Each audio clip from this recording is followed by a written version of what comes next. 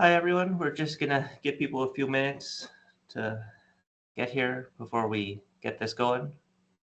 Probably start in a couple minutes.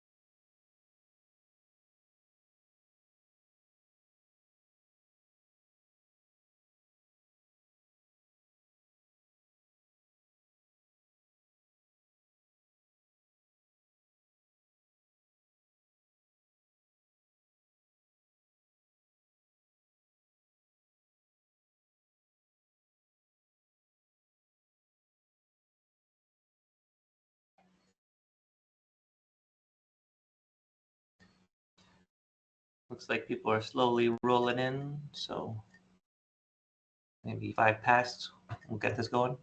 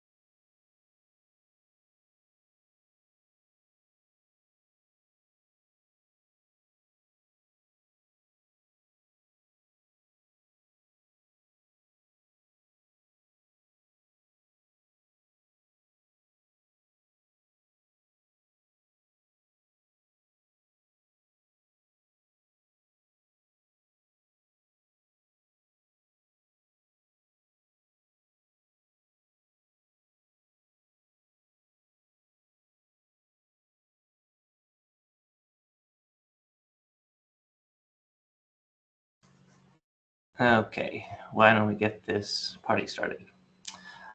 Hi, everyone. Thanks for spending your lunch with us. I'm Elliot Martin. I'm a data scientist at the Center for Health Informatics and AHS, tagging in for Kathy this time as she's busy with other obligations. So giving you the spiel for CHI. At CHI, we focus on all aspects of the health data pipeline, from data collection to analytics and custom displays. We aim to transform health data into evidence for the community by collaboratively developing innovative methods in health informatics science for precision health. So here we're at our speaker series for this week, where I'm excited to introduce Dr. Omar Boursalie. He's an assistant professor at the Department of Biomedical Engineering at the University of Calgary. His research focuses on bridging the gap between digital health theory and practical clinical application in Canada, using multimodal health data such as electronic health records and wearable sensors to develop AI models for disease prediction and human AI collaboration in healthcare. He earned his PhD in biomedical engineering from McMaster University, completed postdoctoral research at Toronto Metropolitan University, and is a member of the Temerity Center for Artificial Intelligence Research and Education in Medicine, T. Kareem, at the University of Toronto. So a little housekeeping, please put your hand up if you want to raise a question, or you can put it into the chat. Yeah, I'm excited to hear about this talk. I had the opportunity to chat with Omar a little bit at our picnic, and it sounds like he's doing some interesting work and new to the center. So I hope this is a good introduction to all of us about what you're up to, Omar. So I'll let you take it away. Wonderful. Thank you so much, Elliot. I just want to add as well that I'm also a member of the Center of Health Informatics and the O'Brien Institute of Health, and that got added after I sent out the bio. So again, thank you everyone for spending your lunch hour with me today. As Elliot mentioned, I'm a new assistant professor, just started in May, and I'm very excited to have this opportunity to really share my dream and my vision and see how we can potentially collaborate and work together to further the use of AI in digital health here in Alberta.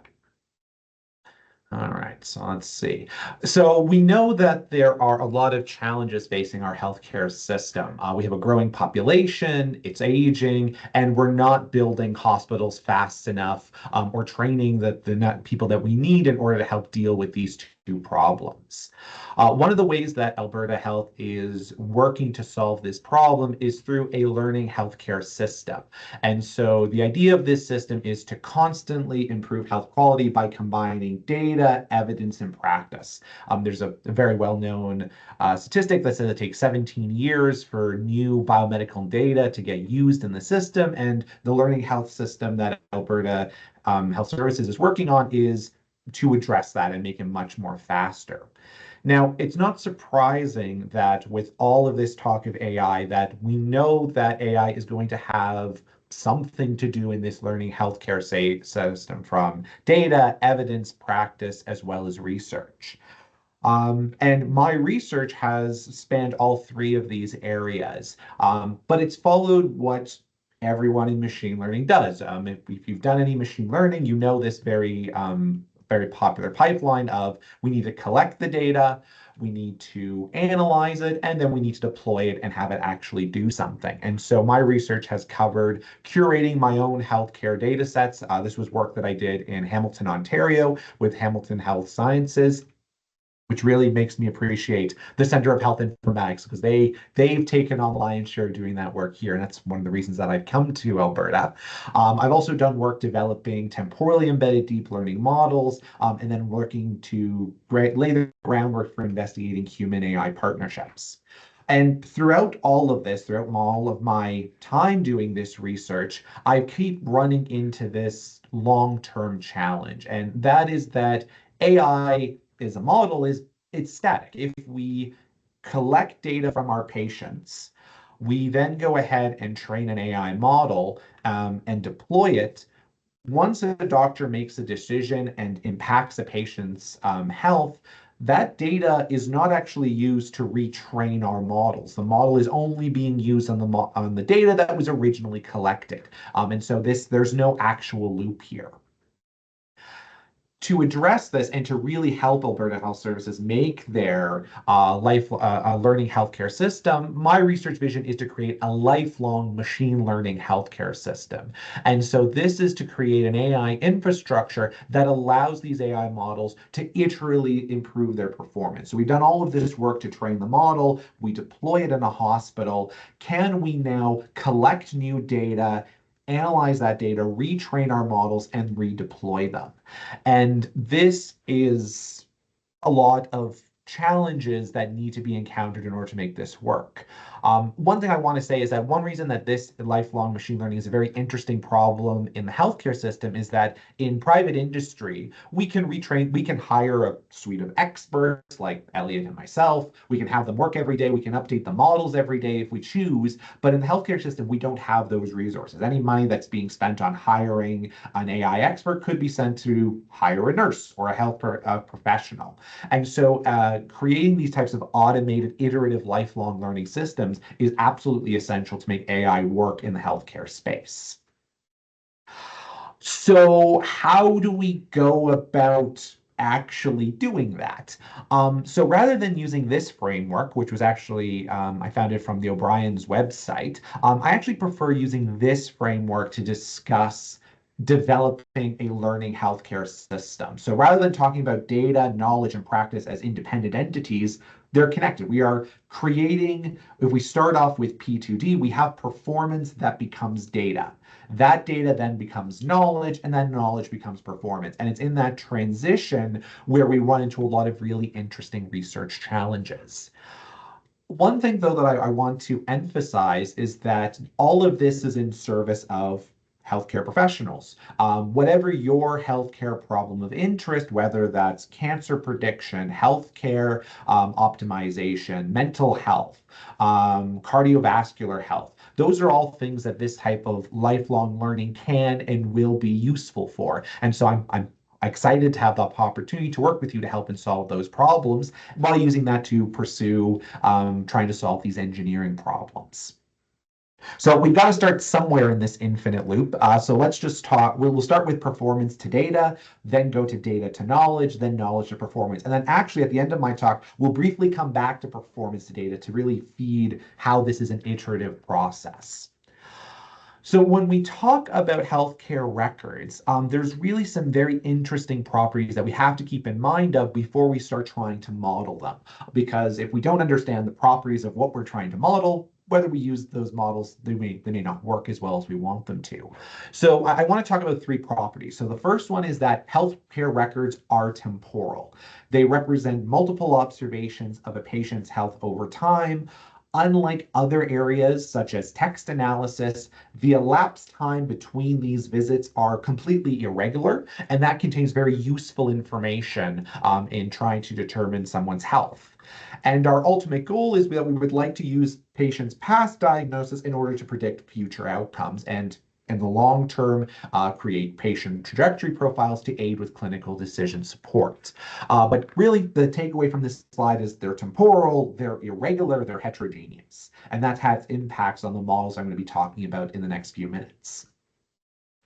Healthcare records are siloed, so there are security, technical, and privacy concerns, particularly not just in the research aspect, but in the deployment aspect of this as well. So how can we get all of these disparate data set sources together to actually use it with our models? What's great about this is that the Center of Health Informatics is a fantastic partner in overcoming this challenge because they're on the front lines and they have to deal with those types of things. And it's really a great opportunity for me and for us here to take advantage of those resources. One thing that the Center of Health Informatics is working on is that we know that we don't want to just collect this data, give it to the users, and then we want to have a living platform for near real-time access. For example, AHS's Snowflake platform. And these are challenges that do need to be addressed. Finally, and this one I think is nefarious because it's easy to get overlooked with everything else that we're talking about, is that health records really do suffer from missing data. So for example, I had mentioned previously, I had done some work curating a real medical data set from 4 hospitals in Hamilton, Ontario, Canada. And we had 340,000 patients, 1.3 million diagnostic scans, 2.1 million imaging informations about the body parts and modalities. But in terms of the really detailed scanner information that we were using to estimate effective dose in this case, we had 40,000 out of 2.1 million. And that's because, again, there's technical reasons, there's privacy reasons, there's security reasons. How is it that we go about addressing this missing data has absolutely huge implications for our downstream models. And I'll talk a little bit about some work I've done in that area next as well. So keeping in mind that we're talking about heterogeneous data that's temporal and often has missing data, how can we work to turn that data into knowledge? So this is where everyone else usually starts, the idea of machine learning, but I think it's important to look at these other two aspects of it as well. So when we're talking about machine learning models, really the progress of machine learning models success in the research realm can be divided into three areas. So the first one is we get a breakthrough with text. So generative pre-trained models, or ChatGPT, is a great example of that. They first came out analyzing text, and it's not surprising why. There's a lot of text. It's relatively easy to access. It's somewhat homogeneous. So it's a great place for us to start. Next, we end up applying those models to images. Again, it's easy to see why. There's a lot of images in the world, and while text is 1D, images are 2D with an X and Y axis. But again, it's understandable that breakthroughs that go from text, it doesn't take very long for them to come to images. And that's why ChatGPT started off with doing text, and now it's doing image analysis. The final frontier for these types of models is that irregular data that I was talking about. So electronic health records or wearable sensors, which again, it's missing, it's heterogeneous, it's temporal. So for example, using the generative pre-trained transformers, we know that they can be used to analyze sequences of text. So for example, I have on the screen here, the dog didn't cross the street because it was tired. And so each word is represented as what we call a token, which is a mathematical representation. And generative pre-trained transformer models can analyze each of these sequences. And so by giving them enough examples, we can say, okay, the dog didn't cross the street because it was tired. It, in this case, is referring to the dog because we have the word tired. If, on the other hand, we were to use the dog didn't cross the street because it was wide, the model can learn with enough examples that it, in this case, is referring to street and not to the dog. So again, success in text analysis. We can do the same thing for images by replacing these tokens for pixels in our images. When we apply this for medical data, it's not surprising that one of the first things we try to say is, well, what if we replaced each word in our sentence with a diagnosis? Patients have electronic health records. They have all of this rich information. It's a sequence of events. Why not try and do that here? Well, it turns out there's actually a number of limitations of trying to apply a transformer model directly to healthcare data.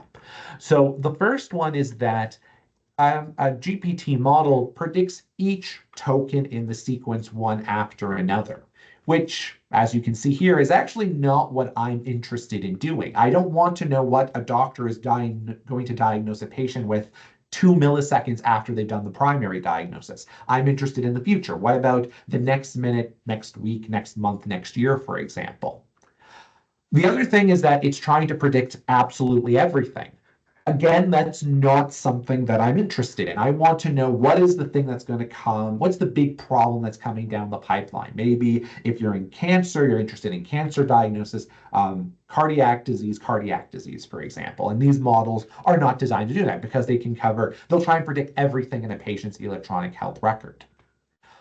From a mathematical point of view, the classification loss, again, if we're trying to predict every element in our sequence, that's just not going to help us because, again, we're interested in the primary diagnosis in the next visit, not what's going to happen 3 seconds from now.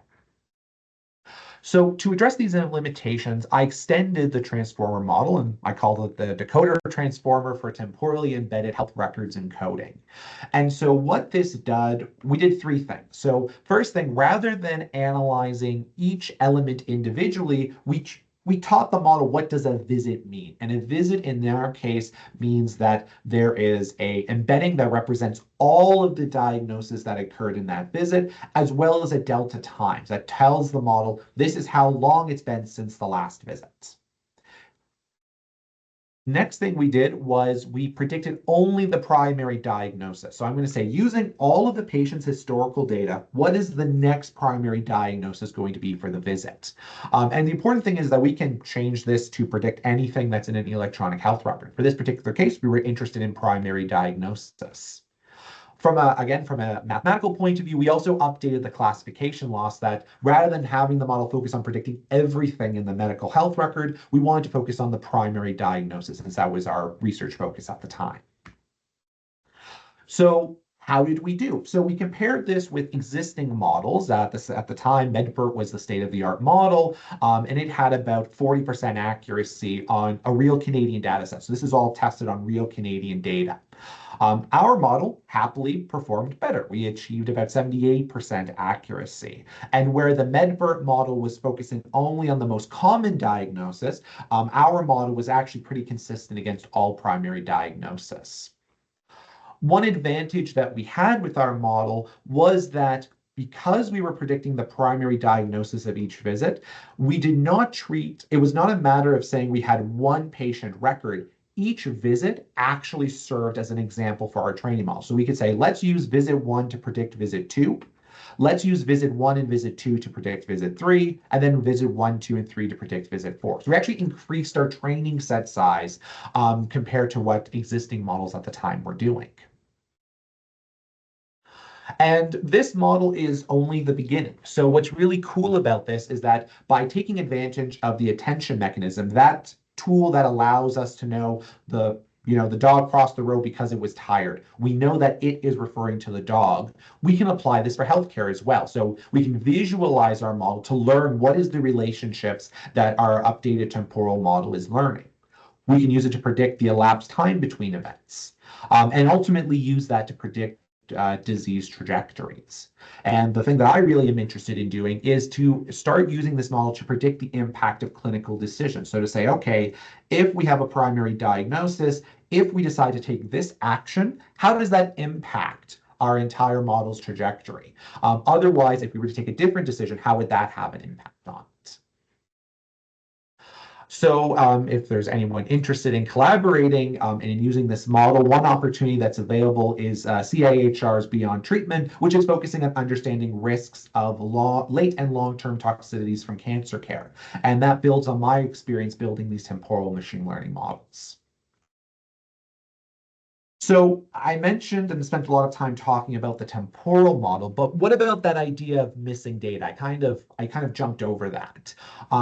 So we know that, for example, looking at this case, is that we only have 30,000 examples for 2.1 million records. And so the way we go about addressing this problem is through imputation. And that's the method of replacing missing data with substituted values. And everyone doing machine learning does this at some point of their pipeline.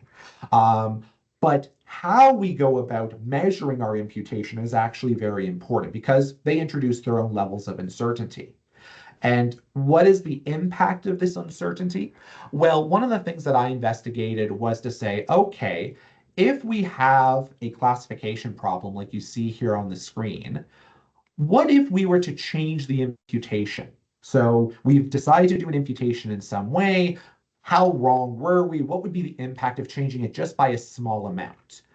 Well, it turns out that if those values are really important to doing our classification, it can actually entirely change our classification boundary, which then changes those edge cases that we're really interested in trying to study. In fact, you may have seen in other talks the idea of a stop sign where you have a couple of pixels on it, and if you change just a few pixels, the self-driving car thinks the stop sign means go. And that's an adversarial attack. In this case, an improper or an ineffective imputation has a very similar effect, even though there was no malice intended. And so it's very important that we consider the underlying distributions when we're evaluating our imputation model. And this is something that is really, people always focus on the accuracy of the downstream model, but they don't talk about how they went about doing that imputation. So one of the things that I did was I investigated to see, okay, existing metrics specifically for deep learning imputation models, how good are they? So you can see here on this graph that we have this black distribution here, and that's our true value. And then all the other colors are all the different imputation models that people are using. And you can see that we are getting wildly different distributions being captured. Interestingly, though, the metrics that we're using to evaluate these distributions are not capturing what we're trying to see because they represent different things that we're trying to measure. And so what we ended up doing was proposing a new aggregative model that would allow health professionals, other machine learning practitioners to visualize the trade-offs between their models. So again, we don't need to go into the details of what the X, Y, and Z axis is, but it's very clear now with this method that this bottom model here is not one that we want to use. On the other hand, these other models here have some trade-offs between the various axes. And so we can visualize that to help us make those decisions when deciding which imputation model we want to use and then apply it for our downstream model. So now that we've created some types of models, we've allowed us to create some new knowledge, really that is not useful unless it's actually being used by a healthcare practitioner to change performance. And with that, there's a lot of really interesting challenges for us to investigate.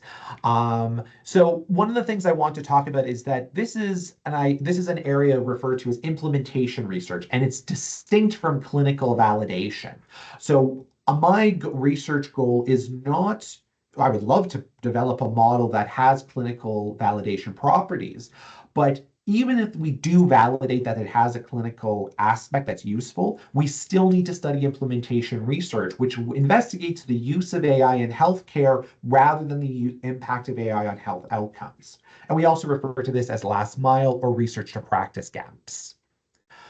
Another thing that we need to investigate is how do health professionals' decision-making processes adapt to AI? So we know with our students, for example, they're using ChatGPT, and that's changing how they're going about learning. And we need to do similar investigations in healthcare to see how that's actually being done. And one thing that we want to see is what is the impact that's actually going to have on our clinical workflows as well. So work that I've started to done investigating this is working with mental health professionals. We mapped, okay, what are the various paths that a patient can go through in our healthcare system for mental health diagnosis? And that's what's represented with these graphs here, with red showing hospital and then green showing non-hospital, but still medical interventions. They're being stored in lots of different locations, which are represented by these blue texts up here. And finally, where can AI actually assist? And it turns out on where you want to be in this clinical workflow will determine the types of models that you're going to be looking at and what types of models we optionally want to use. And that's just really the tip of the iceberg. So if we take this learning health framework and really expand it out, there's so many other areas that we need to investigate, from equity and ethics, patient clinical partnerships, continuous learning culture, as well as structure and governance. And that's why my research lab focuses on all three areas, because a model is just a model unless it's actually being used by people. So if any of these sound interesting and you'd be interested to collaborate, there's another opportunity with the NSERC Alliance Society to allow us to investigate, okay, how can we develop these things in a way that actually have social impact at the end of the day? So before I summarize, I do want to come back to this idea of performance to data. And this is actually where we started at the beginning of our talk. Because again, if we close the loop, what is the impact of having new data to train our models that's actually been impacted by the models themselves? And there's lots of very interesting things that we can investigate in this area. So the first one is the idea of concept shifts. So we know that in healthcare, there are seasonal patterns, for example, flu season, that changes the underlying distributions over time. So we can see here on a graph that originally we had a classification boundary was here, but then as a result of going from summer to winter, for example, the underlying data has changed and the classification boundary has now shifted. How is it that we can detect these models and update our models in real time to adjust for that, while keeping in mind we have very limited resources to do these investigations? Label shift is another interesting area. So what happens if we have a training set with a certain distribution, but now it changes it when we actually go ahead and deploy it in the real world? How do we adapt our model to that? Covariate shift. So what if we were to train a model in Hamilton, Ontario, and bring it here to Calgary? those are very different demographics. Those are different backgrounds. How can we help the model transition from one variable distribution to another? And one that I'm really interested in as well is the idea of feedback loops. So if we train a model to predict a readmission, and then we take action based on that recommendation, and the patient is no longer readmitted, from a medical point of view, that's a great thing.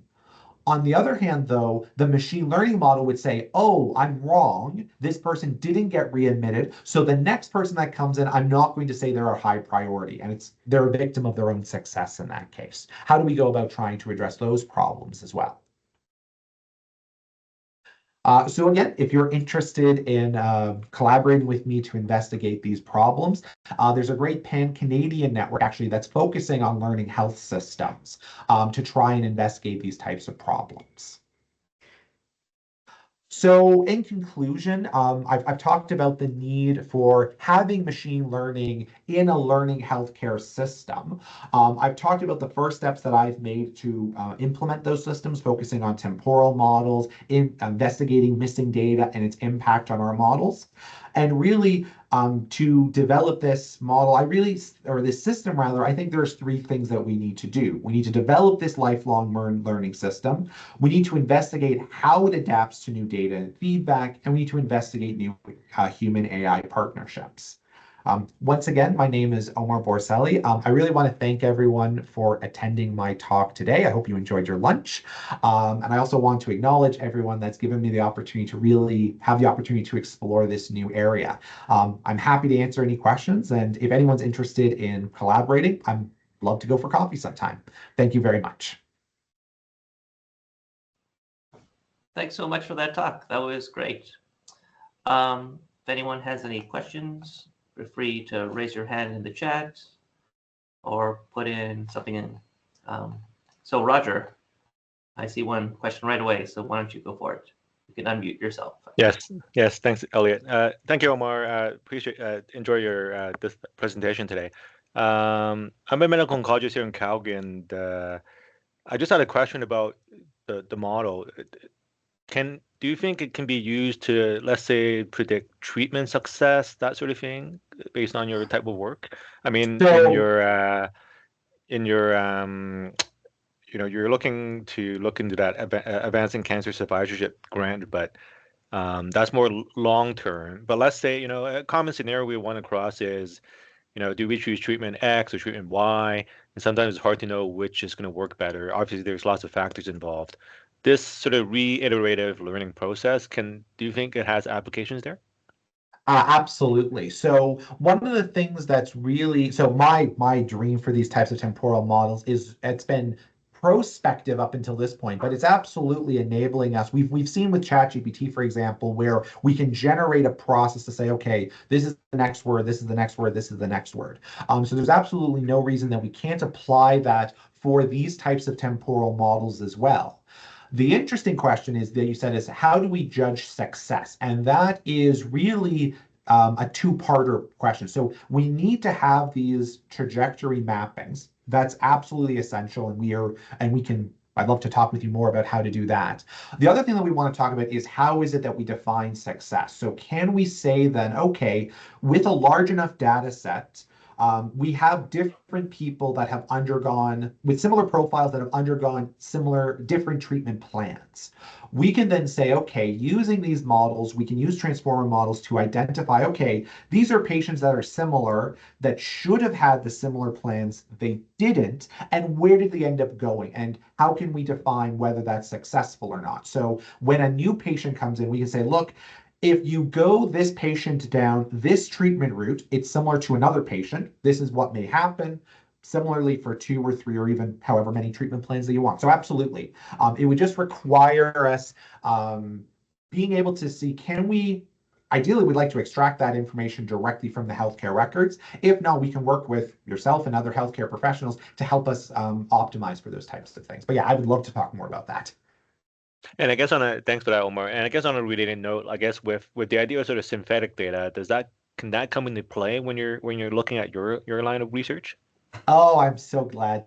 I'm so glad someone brought it up. So absolutely, synthetic data will have a play with this lifelong learning system. And there's two ways where synthetic data is going, or three ways where synthetic data is going to come into play. So the first one is imputation of missing data is synthetic data. We just don't usually call it that. And so if we have a model that's been trained with this semi-synthetic data, we now have new data that's coming in. At some point, we want to remove the synthetic data, replace it with the actual data, and retrain our models. And how we handle that transition is something that I wrote a grant where I want a PhD student to investigate that.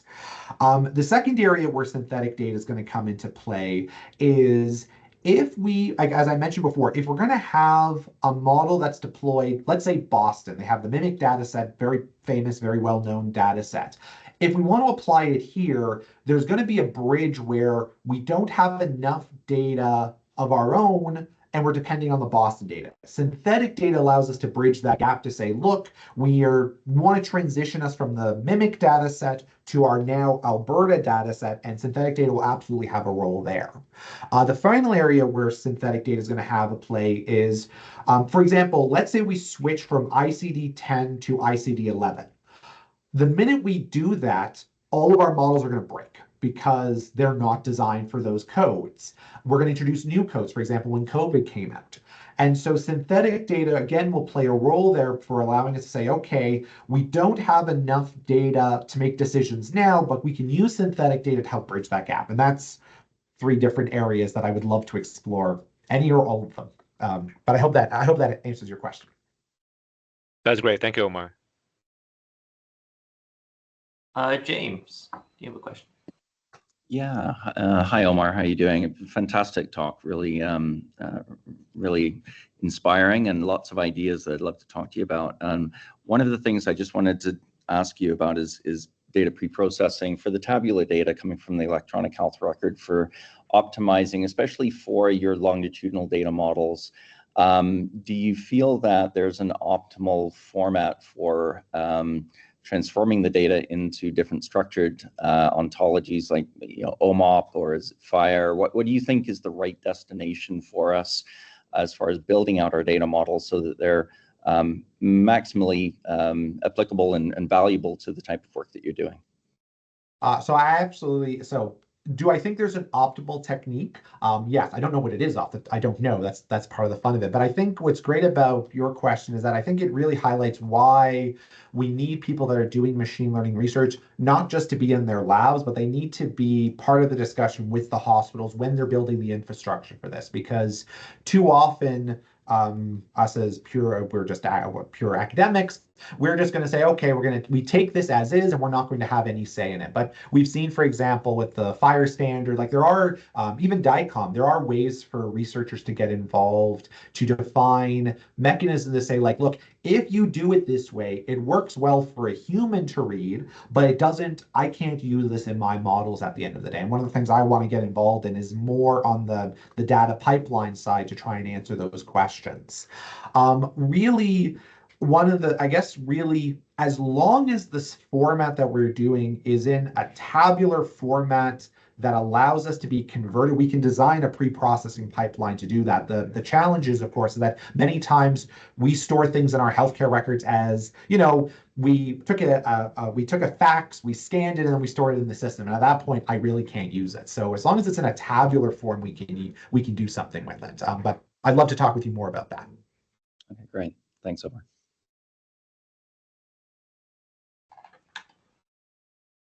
If anyone has any questions, you can also put them in the chat. But maybe I'll take this opportunity to get some questions in. So for your prediction algorithm, were you predicting ICD codes, or were you predicting like diagnoses like SNOMED codes? So we were predicting ICD codes, but we didn't go to the granular level that you can with these. So basically what we did was, and by we, I mean me, was I took the ICD codes and we mapped them to larger categories. And there's actually a lot of really interesting work. It was in the States, if I recall, where they were mapping ICD-10 codes to clusters of disease. And actually, one of the things I'm really interested in doing is applying that similar technique for ICD Canadian codes, because we have slightly different codes than they do in the States. And that's another, I have a grant that I'm working on where that's one of the projects for a student to work on, because I think it's a really important, because rather just saying, for example, ICD 1110.11.2, that makes us too small of a data set. So by generalizing it, it helps increase our training set size.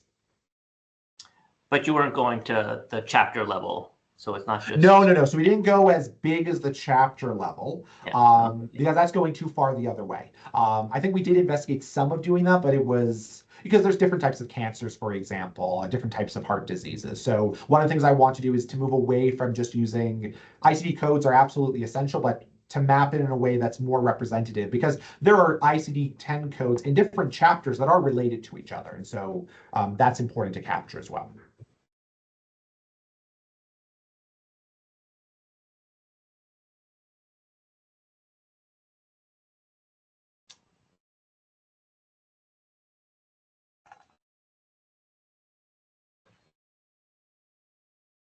Well, maybe I'll ask another one then.